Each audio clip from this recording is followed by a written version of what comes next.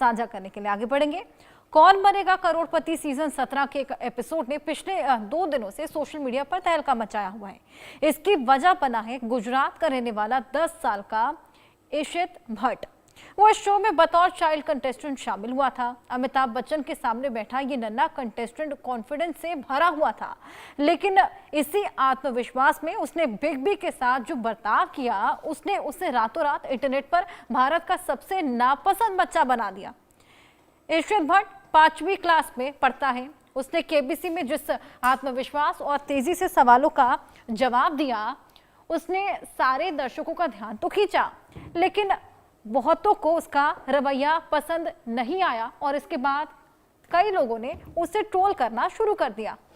Show में इशित की जल्दबाजी और उत्साही लहजा कई दर्शकों को खटक गया। पहले तो उसने अमिताभ बच्चन से घमंड भरे लहजे में बातचीत की, कहा कि उसे सारे नियम पता है और वो इसे दोहराए नहीं बल्कि सीधे सवालों पर आए। और इतना ही नहीं, जब सवालों को स्क्रीन पर दिखाने की बारी आई, तब भी उसने लगभग आदेश देने जैसे लहजे में कहा कि जल्दी ऑप्शंस दिखाइए। सोशल मीडिया पर कई यूजर्स अब इशित को ट्रोल करते हुए उसे खाली हाथ जाने पर खुशी जताने लगे हैं। कुछ लोगों ने बच्चे को खासा ट्रोल किया है। वहीं कई यूजर्स ने कहा कि गलती बच्चे की नहीं बल्कि उसकी परवरिश की है, पेरेंट्स की है। एक यूजर लिखता है कि बहुत सुकून वाला अंत, गलती बच्चे की नहीं पेरेंट्स की है। अगर आप अपने बच्चों को विनम्रता और धैर्य नहीं सिखाते तो वो ऐसे ही ओवर कॉन्फिडेंट बन जाते हैं। इस पूरे विवाद के बीच सोशल मीडिया पर एक नया शब्द ट्रेंड करने लगा है, 6 पॉकेट सिंड्रोम। एक यूजर ने दावा किया कि इशित भट्ट का व्यवहार इसी मनोवैज्ञानिक और सामाजिक स्थिति का परिणाम है। कुछ ऐसा ही बिहेवियर उसका देखने को मिला, लेकिन ये 6 पॉकेट सिंड्रोम है क्या, जिसको लेकर अब सोशल मीडिया पर कहा जा रहा है कि इस बच्चे को यही सिंड्रोम है। आइए ग्राफिक्स के माध्यम से आपको इस सिंड्रोम के बारे में समझाने की कोशिश करें। ऐसी सामाजिक स्थिति जिसमें अकेला बच्चा और 6 खमाने वालों के सहारे पलता है। 2 माता पिता, 2 नाना नानी, 2 दादा दादी और इस तरह का पारिवारिक ढांचा सबसे पहले चीन की 1 चाइल्ड पॉलिसी के दौरान देखा गया। अब चीन में परिवार की संरचना को 4-2-1 मॉडल कहा गया।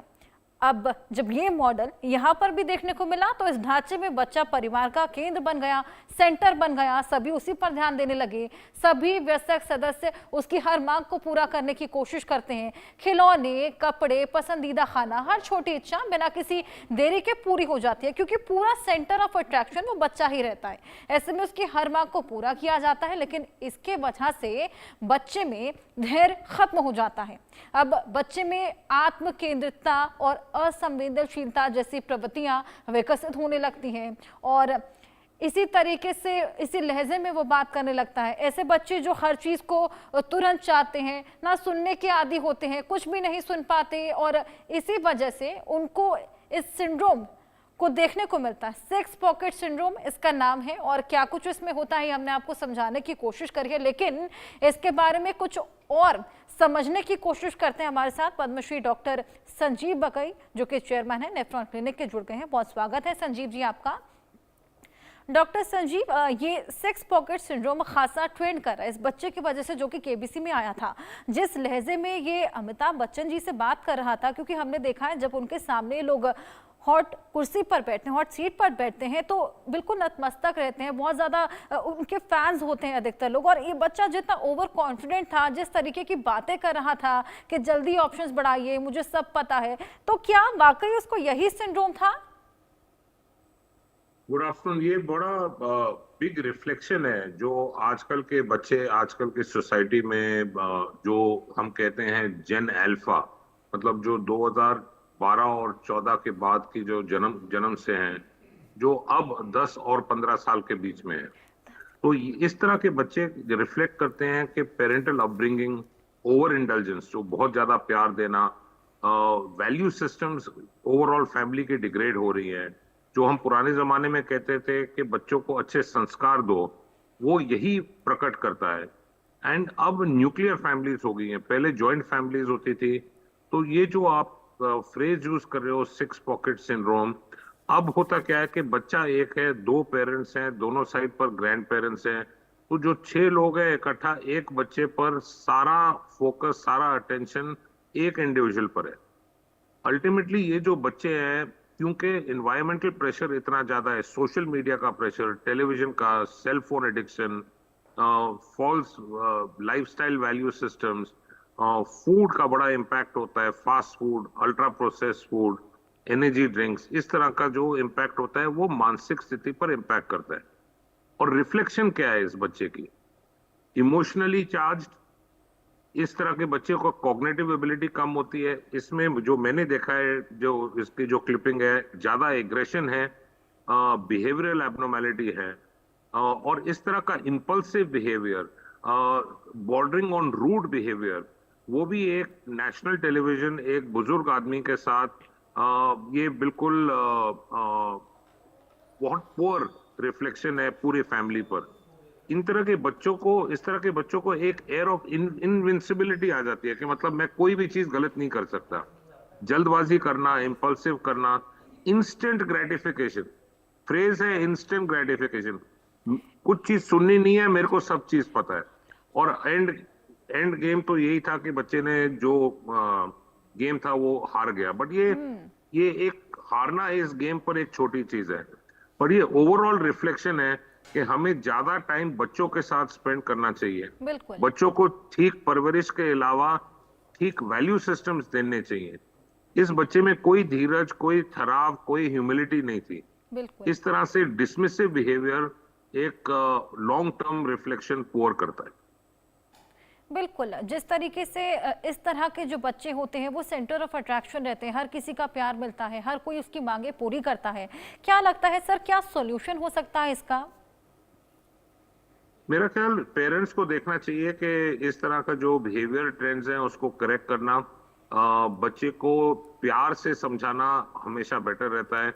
सख्ती से या गुस्से से या फिजिकल तरीके से हमेशा ठीक नहीं रहता। तो इस बच्चे को काउंसलिंग चाहिए, इस बच्चे को थोड़ा सा टाइम चाहिए पेरेंट्स के साथ। आज की डेट में देखा गया कि दोनों पेरेंट्स काम करते रहते हैं, ग्रैंड पेरेंट्स अक्सर दूर रहते हैं या अलग रहते हैं, तो ये बच्चा अकेला रहता है। और सोशल मीडिया का जो प्रेशर है, ओवरऑल जो इंटरनेट का प्रेशर है, जो इन्फ्लुएंस है, जो इम्पैक्ट है बच्चे पर, ये यही डराता है कि भाई बच्चे को टाइम देना चाहिए, ठीक संस्कार देने चाहिए, काउंसलिंग की सख्त जरूरत है इस बच्चे को। बिल्कुल। क्या लगता है सर, स्कूल का भी इसमें कोई रोल हो सकता है? क्या स्कूल में भी इस तरह के कोई लेसन्स दिए जा सकते हैं ताकि इस तरह का सिंड्रोम बच्चों को ना हो? मेरे ख्याल स्कूल का बहुत महत्वपूर्ण रोल है। और ज्यादातर मैं हमेशा ये कहता हूँ कि ज्यादातर स्कूलों को एक काउंसलर की हमेशा जरूरत रहनी चाहिए।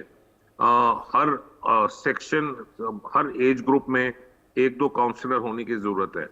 ये अर्ली बिहेवियरल ट्रेंड्स डिपिक्ट करता है। तो इस तरह के बच्चों को थोड़ा सा काउंसलिंग, थोड़ा सा बात करना, जो सही है जो गलत है उस तरह का राह दिखाना, ये जरूरी है। बट स्कूल का रोल बहुत महत्वपूर्ण है। बिल्कुल। और सर, क्या ये वाकई कहीं शो ऑफ या फिर यूं कहें कि ओवर कॉन्फिडेंस ना होकर सिंड्रोम ही है, ये कैसे मालूम चलेगा?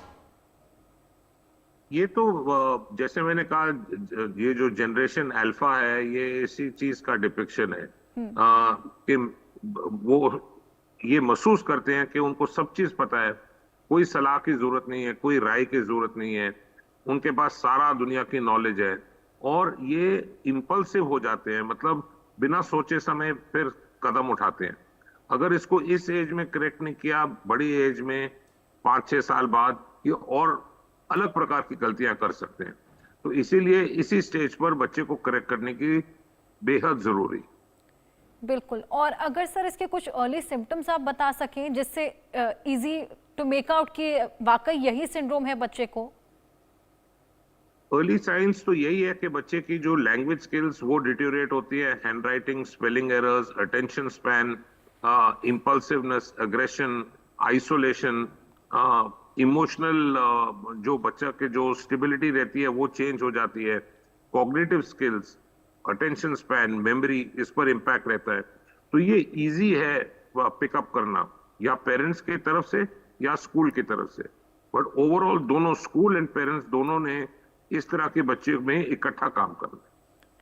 बिल्कुल, यहाँ पर मिलजुल कर एज ए टीम काम करने की ज़रूरत है, क्योंकि बच्चे बहुत छोटे होते हैं, उनको नहीं मालूम चलता कि किस तरीके की चीज़ें वो अडॉप्ट कर रहे हैं अपने एनवायरनमेंट से, चाहे वो उनके पेरेंट्स हो, चाहे वो उनका स्कूल ही क्यों ना हो। लेकिन सर, घर में एक आदत रहती है कि एक बच्चा जब घर में होता है तो हर किसी का प्यार उसको मिलता ही है, हर कोई उसको पैम्पर करता है, उसकी मांगें पूरी करने की कोशिश करता ही है।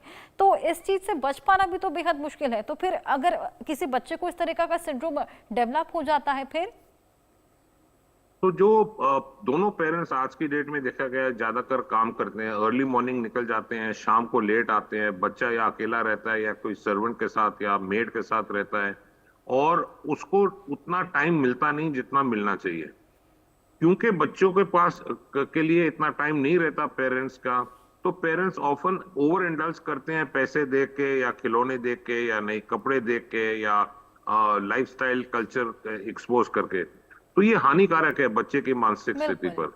तो मोस्ट इंपॉर्टेंट, जो सबसे महत्वपूर्ण चीज है, बच्चों को फिजिकल टाइम चाहिए दोनों पेरेंट्स का हर दिन, ताकि उसको ठीक तरह हम संस्कार दे सके, जब बच्चा बड़ा हो वो अच्छा इंसान बने।